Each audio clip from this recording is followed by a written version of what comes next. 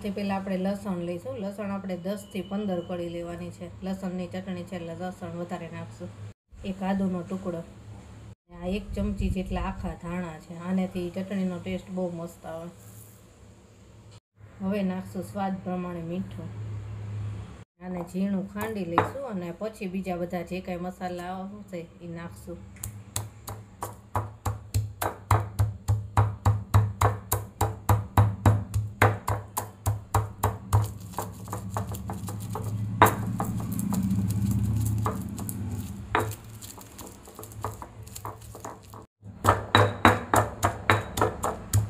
ખાંડી લીધું છે. હવે બીજી બધી વસ્તુ નાખતા જઈશું.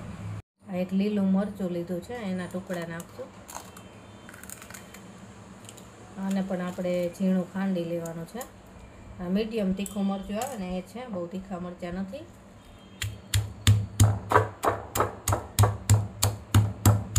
બધી વસ્તુ નાખતા જવાનું અને ખાંડતા જવાનું. મરચું ખંડાઈ ગયું છે. તો હવે 1 મુઠ્ઠી જેટલી આપણે કોથમીર નાખશું અને ખાસ આ જે ડંડીનો ભાગ હોય છે ને એ જ વધારે નાખવાનો, એનો સ્વાદ જ વધારે આવશે સરસ. એનાથી ચટણી એકદમ ટેસ્ટી બને.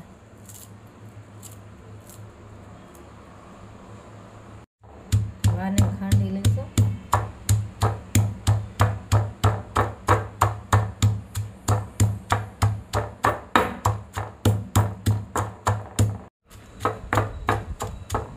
ધાણા પણ સરસ ખંડાઈ ગયા છે. હવે મસાલા નાખશું. થોડી 5 ચમચી જેટલી હળદર નાખશું, 1 ચમચી ધાણા જીરું અને 1.5 ચમચી જેટલું મરચું નાખશું. હવે નાખશું એકદમ ઓછી 5 ચમચી જેટલી જ ખાંડ. થોડીક ગળપણવાળો સ્વાદ આવે એટલી જ ખાંડ નાખવાની છે. અને થોડો લીંબુનો રસ 1/2 ચમચી જેટલો, એટલે સેજ ખટાશવાળી પણ લાગે. હવે આ બધી વસ્તુને આપણે મિક્સ ખાંડી લેવાની છે. એકદમ સરસ મિક્સ કરી લેવાની છે. અને જે આ પથરામાં લસણની ચટણી ખાંડી હોય ને એનો સ્વાદ જ કંઈક અલગ જ હોય, બહુ મસ્ત હોય. તમે એક વખત ટ્રાય કરજો, મજા આવશે.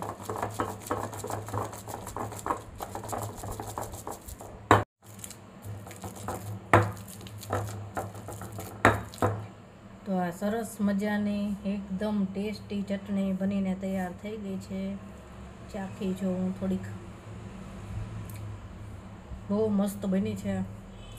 ખાટો, મીઠો, તીખો, લસણનો સ્વાદ, ધાણાનો સ્વાદ, એટલો મસ્ત ટેસ્ટી સ્વાદ છે ને આનો. બહુ મજા આવે ખાવાની. આને એક વાટકામાં લઈ લઈશું.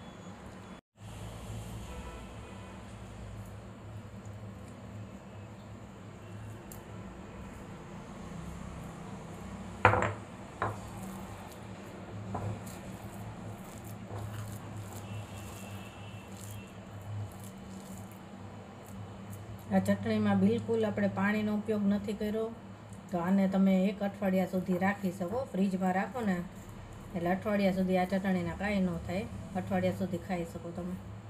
બહુ મસ્ત બની છે. તો જો કેવી બની ચટણી કમેન્ટમાં કહેજો. બહુ મજા આવે. રોટલા સાથે ખાધી હોય ને તો બહુ મજા આવે.